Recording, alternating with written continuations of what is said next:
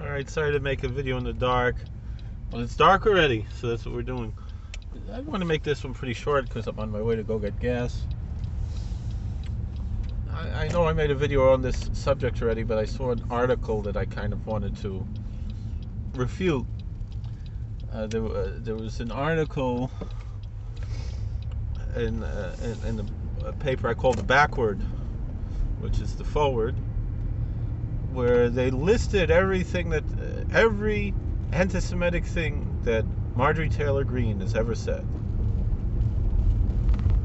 And I went through the list. I don't see anything there that's anti-Semitic. You know, just because someone happens to have some Jewish ancestry or claim Jewish ancestry, etc., does not make something anti-Semitic. Now, it might be crazy, it might be stupid, it might be wrong, but not everything that's crazy or stupid or wrong is anti-Semitic, and we really lose credibility when we start calling everything anti-Semitic. It really loses the veracity of this claim. And like I've said before, I have an issue with this idea of Semitism and anti-Semitism.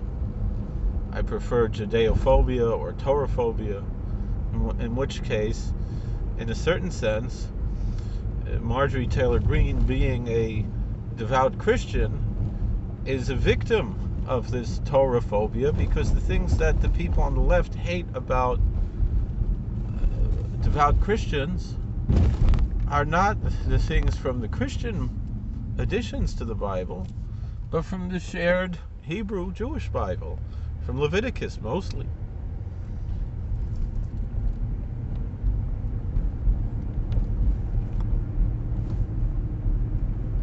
And along these lines, I want to take a little further,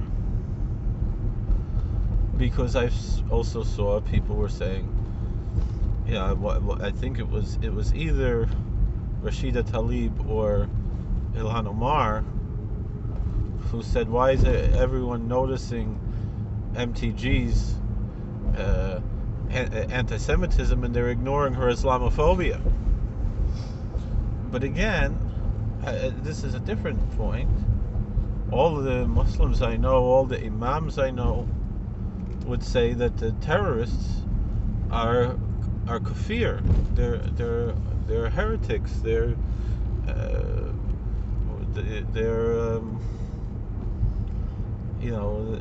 the word what's the word that they always use? They're infidels. The terrorists are infidels. They're not true Muslims.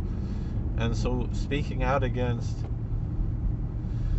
Islamically claimed terrorism and jihadism is not Islamophobic, because if you are a scholar of Islam, you know that authentic jihad is the inner struggle, right? And it's the Milchemes Yetzer. And that's more important than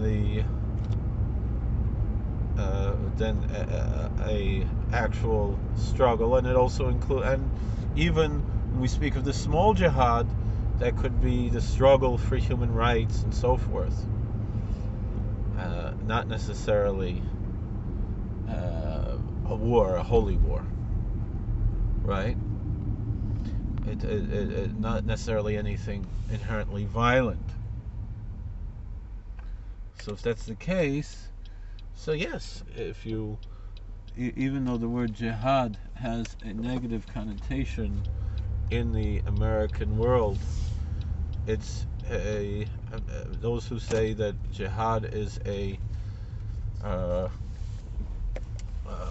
valid tenet of Islam are correct. It's just a question of how is it used. Is it used, and what is an authentic jihad, right? So the same thing. So I would argue again that she's not even Islamophobic, because she's not speaking out against people for praying 5 times a day and eating halal meat. She's speaking against terrorism, which, if again, we are told, if you're an authentic scholar of Islam, that's not what is meant by jihad. Terrorism is not jihad. Jihad is either the inner struggle, that's the great jihad, or it could be political action, could be other work to fight against that which is evil. So thank you for watching. And so too the same thing within Judaism. It's not anti-Semitic to talk about evil people like George Soros, like Rothschild, or Bernie Sanders, or these other evil people who are heretics, who are kafrim, who are apikorsim. And so really we have to make dialogue and open bridges of dialogue, including with Marjorie Taylor Greene, and not insisting that everything is anti-Semitism. That's really counterintuitive and counterproductive. Thank you for watching. God bless. Please like, share, and subscribe. Comment. We'll see you.